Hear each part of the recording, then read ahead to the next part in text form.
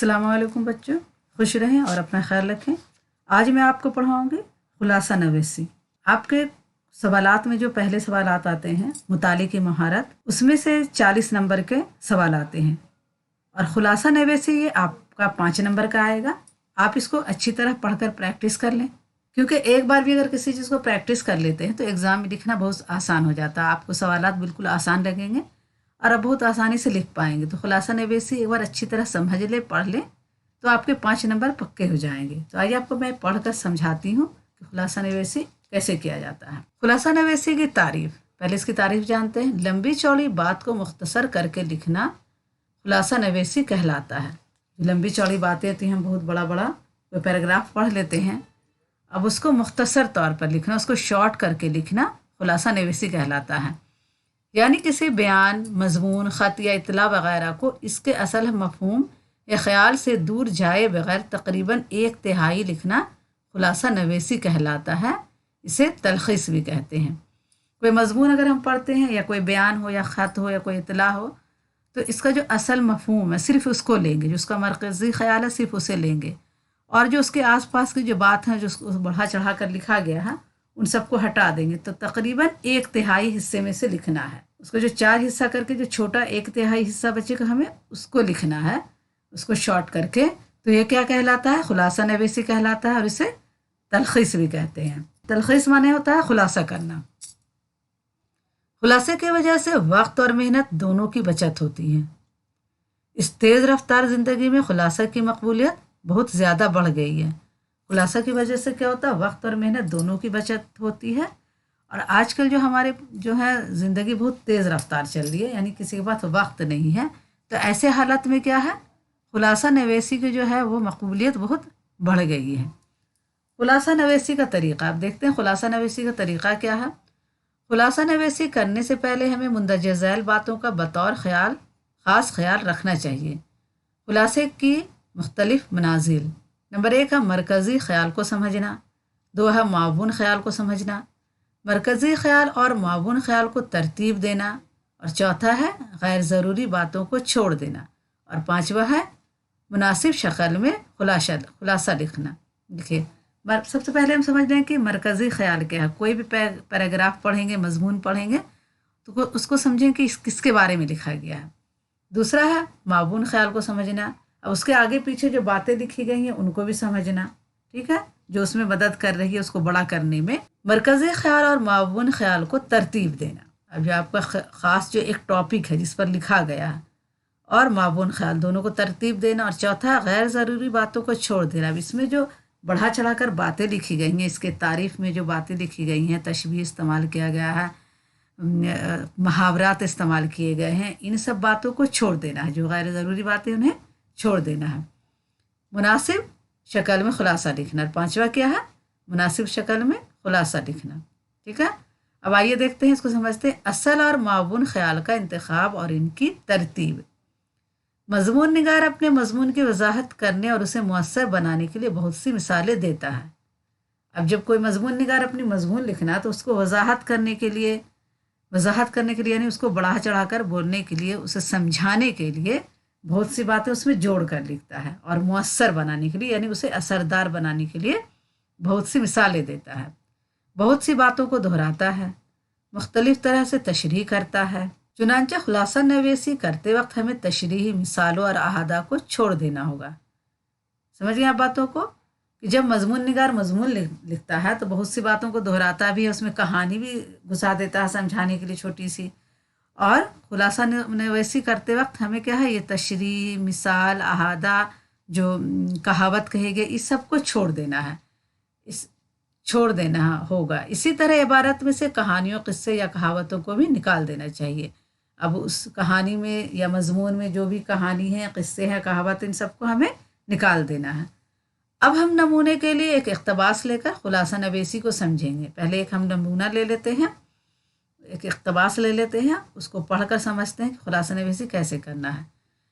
हिंदुस्तान के आसमान शायरी पर शुमार सितारे जगमगा रहे हैं। हिंदुस्तान के आसमान शायरी पर बेशुमार सितारे जगमगा रहे हैं। गालिब की शहरत और अज़मत का सूरज सबसे ज़्यादा रोशन और ताबनाक है।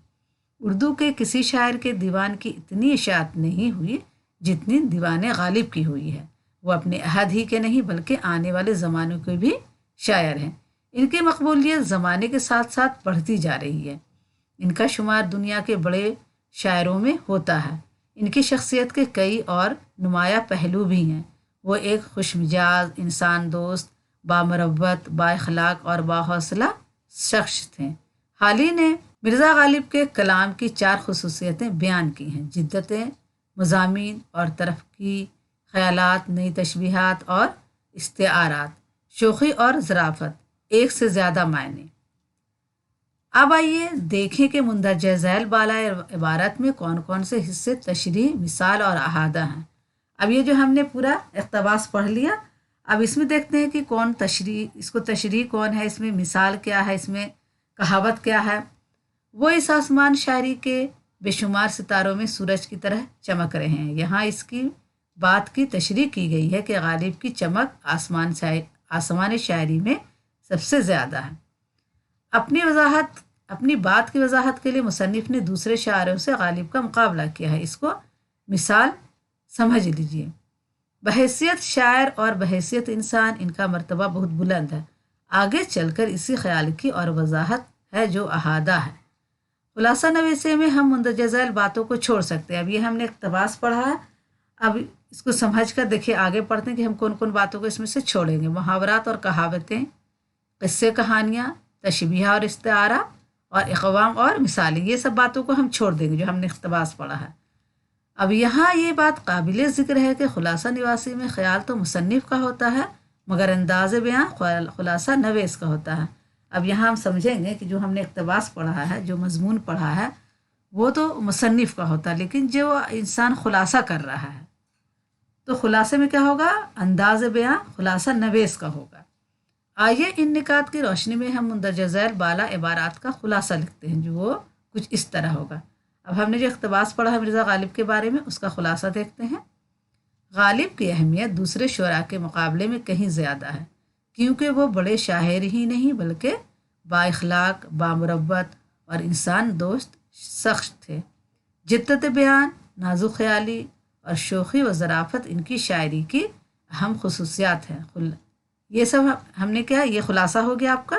مرکزی خیال ہم نے لکھا کیونکہ یہ غالب کے بارے میں لکھا جا رہا تھا، صرف ہم نے غالب کے بارے میں لکھا کہ غالب کی جو اہمیت ہے دوسرے شعراء کے مقابلے میں کہیں زیادہ ہے، اور کیونکہ وہ بڑے شاعر ہی نہیں، با اخلاق، بامروت اور اچھے انسانی دوست بھی تھے، اور ان کی شاعری میں جدت بیانی، نازک خیالی اور شوخی و ظرافت ان کی شاعری کے اہم خصوصیات، یہ ان کا خاص نچوڑ نکل کر آیا، یہ خلاصہ ہوا۔ ٹھیک ہے، آپ سمجھ گئے ہوں گے بچوں۔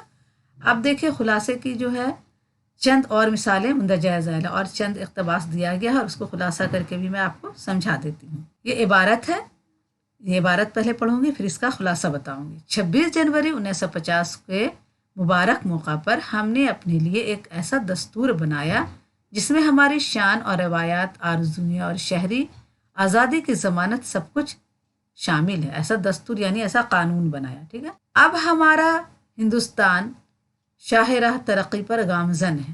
آزادی نے نئی نئی راہیں کھول دی ہیں۔ دور غلامی میں ہم پر جو بے بسی، مایوسی اور احساس کمتری طاری تھا، اس کا خاتمہ ہو گیا ہے، اور مستقبل اب کہیں زیادہ روشن اور دلکش نظر آ رہا ہے۔ یہی نہیں، ہماری آزادی دنیا کے ان تمام ملکوں کی آزادی کا نشان بن گیا ہے جو ابھی غلامی کی جنزیروں میں جکڑے ہوئے ہیں۔ اب اس میں جو بھی تشبیہ ہے، استعارات ہیں، محاورات ہیں، ان سب کو ہٹا دیں گے خلاصہ کرتے وقت۔ آئیے اس کا خلاصہ دیکھتے ہیں۔ ہمارا اپنا دستور ہماری آرزو اور شہری آزادی کی ضمانت ہے۔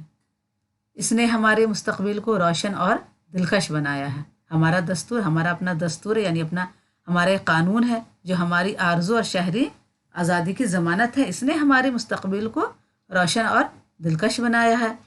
ہماری آزادی غلام ملکوں کے لیے ایک نمونہ بن گئی ہے، اور ہماری جو آزادی ہے، جو ابھی غلام ملک ہیں ان کے لیے نمونہ بن گئی ہے۔ ہم نے کس طرح آزادی لڑی، کس طرح سے ہمت سے، حوصلہ سے جنگ جیتا ہے، تو یہ سب باتیں کیا ہیں، دوسرے ملکوں کے لیے ایک نمونہ بن گئی ہے۔ ٹھیک ہے، آپ سمجھ گئے ہوں گے۔ آئیے دوسری عبارت پڑھتے ہیں۔ اردو ہماری زبان ہے۔ یہ زبان ہندوستان کے ہر حصے میں بولی اور سمجھی جاتی ہے۔ इसमें यूं तो कई ज़बानों के अल्फाज मौजूद हैं, लेकिन सबसे ज़्यादा फ़ारसी और खड़ी बोली ने इसे के बनाने में हिस्सा लिया है। यूँ तो उर्दू जो है कई ज़बानों से मिलकर बनी है, लेकिन सबसे ज़्यादा फ़ारसी और खड़ी बोली ने इसके बनाने में हिस्सा लिया। इसका बनना तो इसी वक्त से शुरू हो गया था जब यहाँ अरब ताजिर आना शुरू हुए थे और इनके मेल जोल से कुछ अल्फाज हिंदुस्तानियों की ज़बान पर चढ़ने लगे। ये कोई 1500 बरस की बात है, लेकिन इसका नाम उर्दू शाहजहाँ के अहद में पड़ा। ठीक है, अब इसका खुलासा देखते हैं कैसे लिखना है। उर्दू हिंदुस्तान के हर हिस्से में बोली और समझी जाती है। इसमें बहुत सी ज़बानों के अल्फाज शामिल हैं, लेकिन फ़ारसी और खड़ी बोली ने इसके बनाने में ज़्यादा हिस्सा लिया है। इसकी इब्तिदा अरब ताजिरों के आने के बाद से शुरू हो गई थी, मगर शाहजहाँ के अहद में इसका नाम उर्दू पड़ा। ठीक है, सारी बातों का हमने यहाँ पे निचोड़ निकालिया कि उर्दू जो है हिंदुस्तान के हर हिस्से में बोली और समझी जाती है।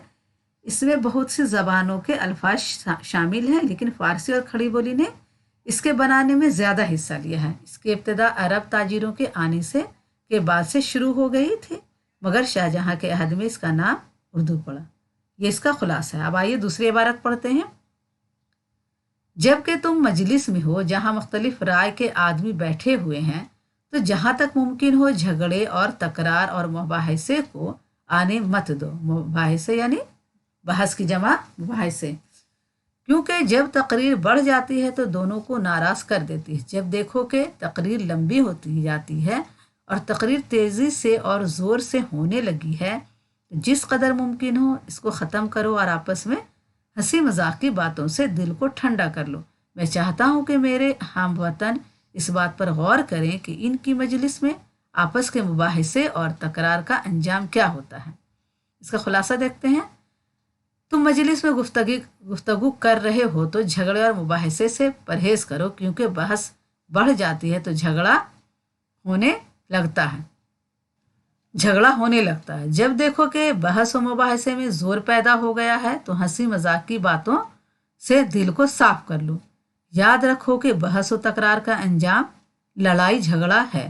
ठीक है, ये आप समझ गए होंगे कि इसको कैसे खुलासा पढ़ना है कि जब कहीं पर तकरार हो, कहीं पर मुबाहिसे हो, तो इसको क्या करना है, हमें मुबाहिसे को जोर पैदा करने से पहले हंसी मजाक का बात से दिल को साफ कर लेना चाहिए, क्योंकि बहस करने से क्या होता है, बहस और तकरार करने का मतलब ही झगड़ा और लड़ाई है। अब यहाँ पर दिया चंद इबारात दर्ज झैल हैं जो बतौर मश्क दिए जा रहे हैं तुलबा और तलबात से। इनका खुलासा एक तिहाई लफ्ज़ों में करवाया जा सकता है ताकि तुलबा और तलबात खुलासा नवेसी में माहिर हो जाएं। अब यहाँ पे हमने 2 इबारत आपको दिए हैं, आपको इसको अपने से खुलासा करना। ठीक है, ये 2 इबारत हैं, आप अपने से लिखकर इसका खुलासा करें ताकि आपको खुलासा नवेसी करने में आसानी हो और ये आपके एग्ज़ाम की अच्छी तैयारी होगी। ये क्योंकि ये 5 नंबर का आपका सवालात इसमें से आते हैं, तो आप इसे ज़रूर करें। इसके बाद मैं आपको मज़मून निगारी बताऊँगी जो 10 नंबर के आते हैं। आज के लिए इतना ही काफ़ी है बच्चों। आपने अगर हमारे चैनल को सब्सक्राइब नहीं किया है तो एक सब्सक्राइब करें और एक लाइक ज़रूर करें। अपने दोस्तों को ये वीडियो ज़रूर शेयर करें ताकि आपके दोस्त भी इससे फ़ायदा हासिल कर सकें। अगली वीडियो में फिर मिलूँगी। अल्लाह हाफिज़।